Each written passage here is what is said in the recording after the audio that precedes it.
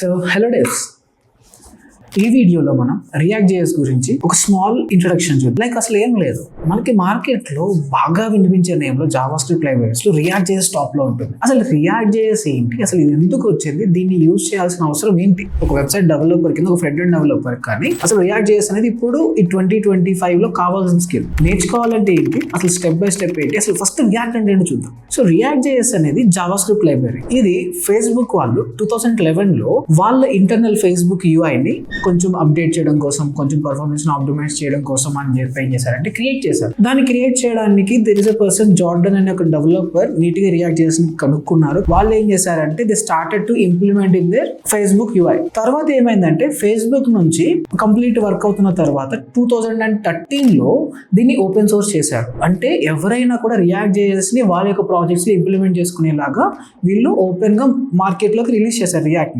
React ని release చేసిన తర్వాత నుంచి స్లోగా దానికి అన్ని కంపెనీస్ వాళ్ళు దాని వైపు తిరగడం స్టార్ట్ అయింది. అంటే ట్రెండింగ్ అనేది అవ్వడం మొదలైంది రియాక్ట్ జేఎస్ అనేది. సో ఇనిషియల్ గా దాని గురించి ఎవరికి తెలియదు, బట్ స్లోగా వన్స్ కొన్ని అప్డేట్స్ చేసిన తర్వాత రియాక్ట్ జేఎస్ అనేది one of the famous applications లో అంటే యూజ్ చేయడం స్టార్ట్ చేస్తారు. లైక్ ఫేస్బుక్, నెట్ఫ్లిక్స్ అండ్ ఇంకా మీరు మాక్సిమం ఇప్పుడు చూసే ఏ అప్లికేషన్ అయినా కూడా రీసెంట్గా వచ్చిన అప్లికేషన్స్ లో అన్ని రియాక్ట్ జేఎస్ ఉంటాయి.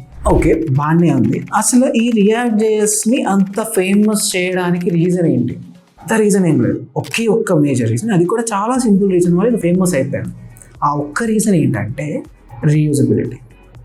మనం HTML లో మల్టిపుల్ టైమ్స్ రాసే కోడ్ ఉంటుంది చూసారా, నేను ఈ మల్టిపుల్ టైమ్స్ కోడ్ రాసుకుంటూ వెళ్తాను.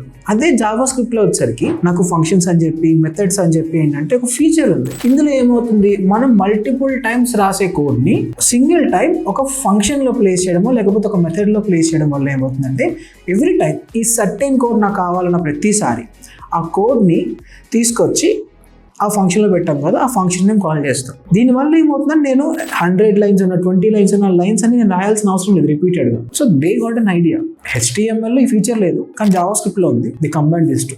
సో సింపుల్గా ఏం చేశారంటే జావా స్క్రిప్ట్ కోడ్లో ఫంక్షన్స్ని కానీ మెథడ్స్ని కానీ యూజ్ చేసి మీరు HTML ఏదైతే రిపీటెడ్గా రాస్తున్న కోడ్ ఉంటుంది కదా, ఆ కోడ్ని తీసుకెళ్ళి ఆ ఫంక్షన్స్లో కానీ మెథడ్స్లో కానీ పెడతాం. పెట్టిన తర్వాత మీకు ఎక్కడైతే ఆ కోడ్ యొక్క రిక్వైర్మెంట్ ఉంటుందో ఆ పర్టికులర్ సినారియోలోకి ఈ ఫంక్షన్ని కానీ మెథడ్ని కానీ కాల్ చేస్తాం. ఈ యొక్క పర్టికులర్ ఫీచర్ వల్ల రియాక్ట్ అనేది బాగా ఫేమస్ అయిపోయింది. ఎందుకని లైన్స్ ఆఫ్ కోడ్ తగ్గుతున్నాయి, తర్వాత రిపీటెడ్గా యూజ్ చేయాల్సిన అవసరం లేదు.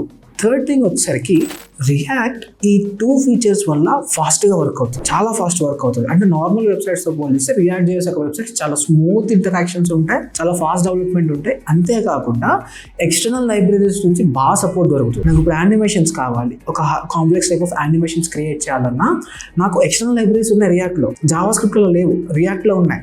సో అందుకని ఏంటంటే రియాక్ట్ ఒక గో టు అప్లికేషన్ అయిపోయింది. సో గో టు లాంగ్వేజ్ ఏమన్నా ఉందా ఫ్రంట్ ఎండ్ డెవలప్మెంట్ అంటే ఫస్ట్ రియాక్ట్ వెళ్తారు. ఎందుకంటే easy to implement, easy to develop and third party libraries బాగా సపోర్ట్ చేస్తాయి. బెటర్ యానిమేషన్స్, బెస్ట్ యానిమేషన్స్ అని ఇంప్లిమెంట్ చేయొచ్చు. అండ్ దట్ అది ఓపెన్ సోర్స్, స్పెషల్గా ఏం పర్చేస్ చేయక్కర్లేదు కదా. సో ఇవి మేజర్గా రియాక్ట్ని టాప్లో నిలబెట్టడానికి రీజన్స్. మరిన్ని వీడియోస్ కోసం సబ్స్క్రైబ్ చేసుకోండి బ్రోలీ అకాడమీ.